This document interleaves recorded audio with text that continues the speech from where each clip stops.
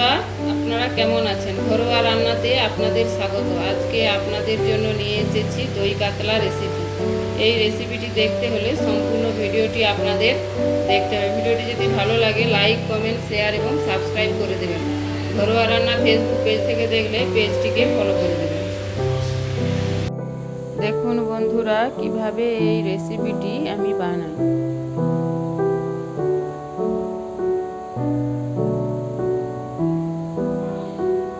এর জন্য নিয়েছি কাতলা মাছ, নিয়েছি পেঁয়াজ কুচি, আদা বাটা, নিয়েছি রসুন বাটা, টমেটো কুচি, নিয়েছি হলুদ গুঁড়ো, লঙ্কা গুঁড়ো,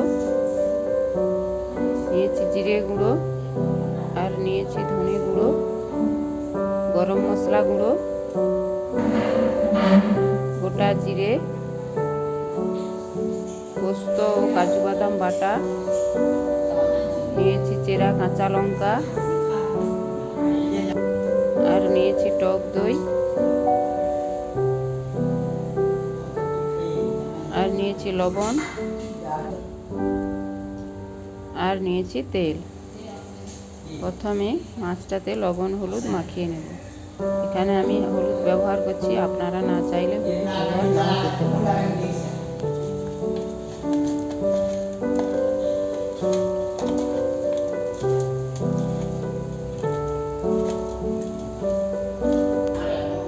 ভালো করে লবণ হলুদ মাখিয়ে নিয়েছি। এবার কড়াইতে দিয়ে দিচ্ছি তেল, দিয়ে দিয়েছি দুটো তেজপাতা, আর দিয়ে দিচ্ছি গোটা জিরে,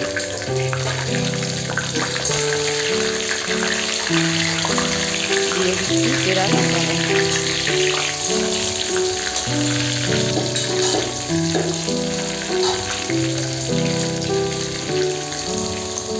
আর দিয়ে দিচ্ছি পেঁয়াজ কুচি।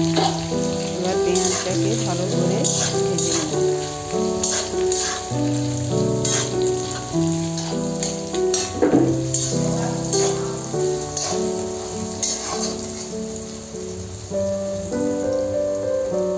দিয়ে দিচ্ছি রসুন বাটা,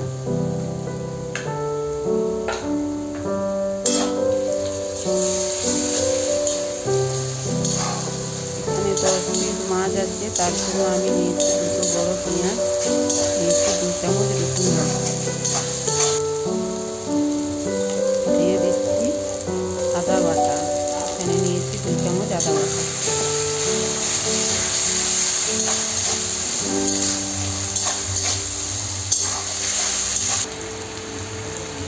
দিয়ে দিচ্ছি হলুদ গুঁড়ো,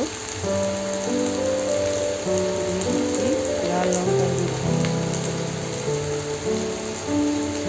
দিয়ে দিচ্ছি জিরে গুঁড়ো, আর দিয়ে দিচ্ছি ধনে গুঁড়ো।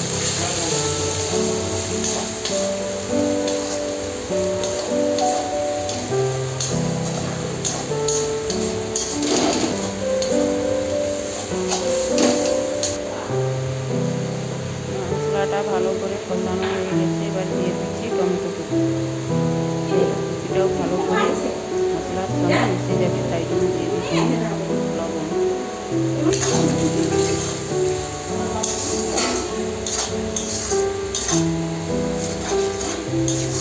এভাবে কষাতে কষাতে টমেটোটা পুরো মশলার সঙ্গে মিশে যাবে।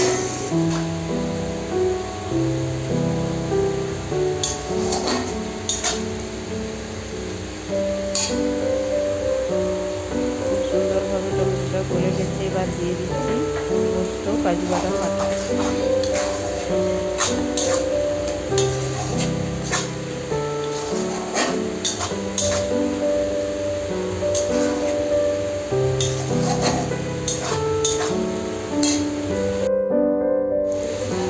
দিয়ে দিচ্ছি টক দই। এখানে একটা বাটির 1 বাটি পরিমাণ টক দই দিয়ে দিচ্ছি। এবার দিয়ে দিচ্ছি লবণ হলুদ মাখিয়ে রাখা মাছগুলো। এই সময় গ্যাসের ফ্লেমটাকে একদম লো করে দিয়েছি।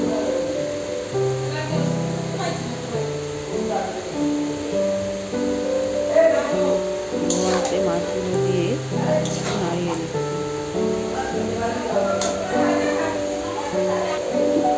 এবার ওই দইয়ের বাটির 1 বাটি পরিমাণ জল দিয়ে দিচ্ছি। জল দিয়ে একটু নাড়িয়ে